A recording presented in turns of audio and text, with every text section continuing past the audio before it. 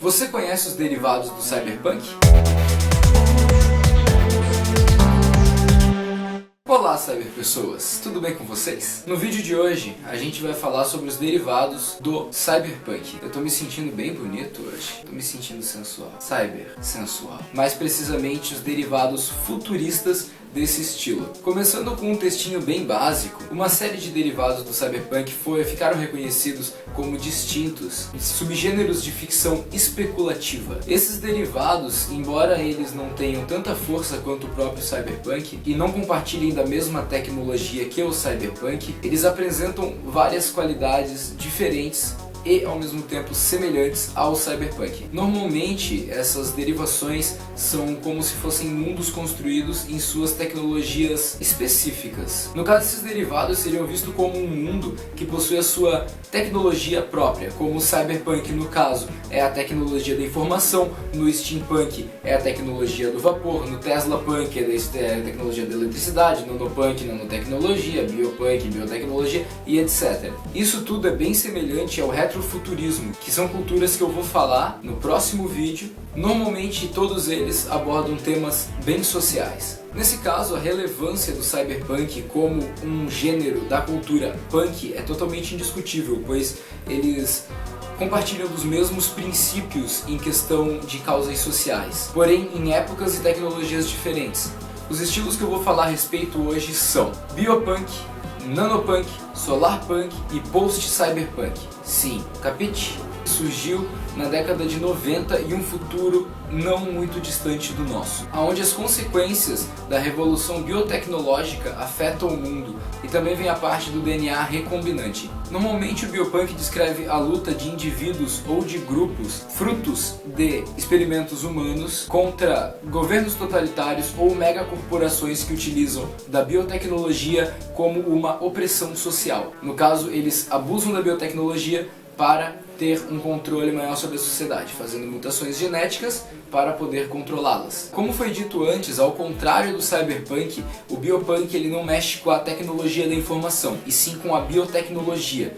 Ou seja, ele tem essa tecnologia específica dessa cultura. No caso, os humanos, eles não são melhorados, digamos assim, por meio da tecnologia robótica, e sim pelo meio da tecnologia genética, no meio da alteração genética, ou seja, são mutações. O Biopunk descreve o melhoramento dos humanos através de mutações genéticas e não de mutações robóticas. Inclusive, o Biopunk existe um movimento real no qual os cientistas eles estão trabalhando para a construção de DNA de acordo com a bioinformática. Em questão de arte do Biopunk, eu só consegui encontrar um filme. O nome do filme é Gattaca Experiência Genética. Eu vou deixar todas as artes, as obras de todos os estilos que eu estou citando na descrição desse vídeo.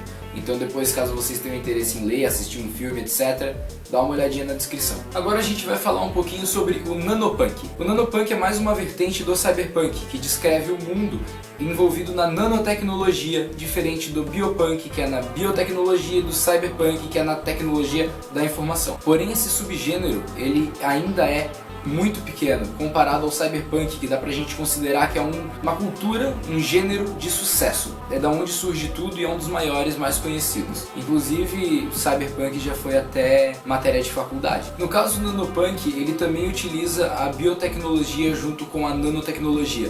Porém, a biotecnologia é vista nesse universo Nanopunk como um tabu ou algo proibido, diferente do Biopunk, que a biotecnologia e a nanotecnologia andam juntas, assim podendo se fazer as mutações genéticas pela bio e nanotecnologia. No Nanopunk não há biotecnologia, apenas nanotecnologia. Nesse momento, pelo que consta, o Nanopunk está mais preocupado com a parte artística, filosófica, literária do gênero e não muito em relação à própria tecnologia. Eles estão deixando um pouco a tecnologia de lado, porém o Nanopunk ele está preocupado na parte artística do gênero. No Nanopunk eu consegui encontrar um pouco mais de formas artísticas do que no Biopunk. Em questão de filmes e séries, a gente vai ter Generator Rex e Transcendence. Jogos como Anarchy Online, Crysis, Deus Ex e Supreme Healer 2020. Na literatura nós temos Queen City Jazz, Weapon System of the 21st Century, The Upside Down Evolution, The Invincible, Peace on Earth e o próprio livro chamado Nanopunk. A terceira derivação que a gente vai dar uma olhada é o Solarpunk, que na minha opinião é uma das mais legais de todas elas, tirando o Tesla, que é retrofuturista. O Solarpunk é relativamente uma nova ficção científica. É um subgênero estético, artístico, literário e cultural. No caso, ele possui um movimento e possui uma filosofia. No caso, a ideologia do Solarpunk está preocupada com energias renováveis, como energia solar, eólica, nanotecnologia misturada com força de trovões e etc. Diferente da maioria das derivações do Cyberpunk, o Solarpunk ele não mexe com distopia, ele mexe com a utopia, ou seja, é visto como um gênero mais florestinha, natureba, digamos assim. Nesse subgênero é muito visto o governo verde, a preservação da natureza, e seria um protesto contra essas grandes corporações que poluem a terra, utilizam de combustíveis fósseis e querem ridicularizar o governo verde. O Solarpunk prega um futuro harmonioso, onde seria utilizado energia limpa, renovável e que não agredisse a natureza. No Solarpunk também é muito visto a mistura da nanotecnologia utilizando a força dos relâmpagos, dos raios, dos trovões, para poder produzir biocombustíveis para veículos. Na literatura do Solarpunk nós temos Soylent Green is People, O Confronto dos Reinos, Atenção, Notícia Urgente, Era Uma Vez um Mundo, Fuga, Xibalba, Sonha com o Oeste, Sol no Coração e Azul Cobalto e o Enigma.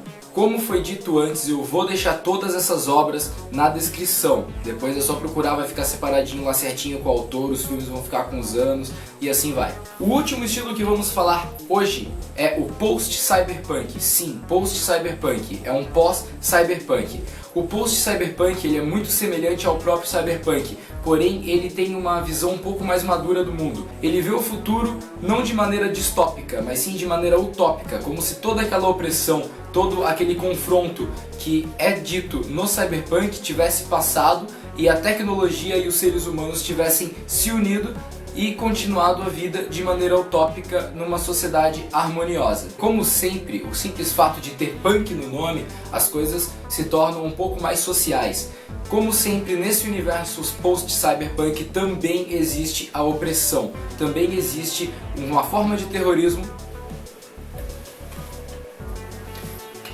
Esse é o Cybergato. Também existe uma forma de terrorismo contra esse mundo harmonioso. Na grande maioria das vezes, o post-cyberpunk mistura os dois extremos, utopia e distopia, em suas obras. Geralmente são examinados os efeitos das telecomunicações globais, a engenharia genética e também a nanotecnologia. Mas a grande diferença do post-cyberpunk para o cyberpunk tradicional é que as obras dessa categoria se caracterizam por terem personagens que estão ali para melhorar a sociedade, ou então pelo menos para proteger a sociedade da grande decadência. A literatura dos post-cyberpunk seria Tocando Fundo, Transmetropolitan, Mendigos na Espanha, The Star Fraction at the Stone Canal, Snow Crash e La Era de lo Dinamite, a Distração, a série Otherland, Feed, Nos Comics Blame, Acelerando e Cyber Brasiliana. Então pessoal, a gente chegou no final de mais um vídeo. Eu espero que o conteúdo tenha sido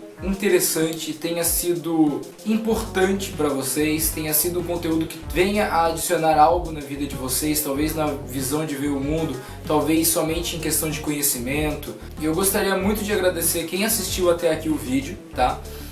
Pretendo mais pra frente, quando for possível, comprar uma câmera melhor, fazer o vídeo mais bem elaborado, trocar a vinheta. Aos poucos a gente vai fazendo. Eu vou pedir como sempre para vocês darem aquele like no vídeo, compartilharem, favoritarem o vídeo, se inscreverem no canal se vocês ainda não forem inscritos, porque isso realmente ajuda. Agora estamos com 35 inscritos, estamos com 820 visualizações no canal.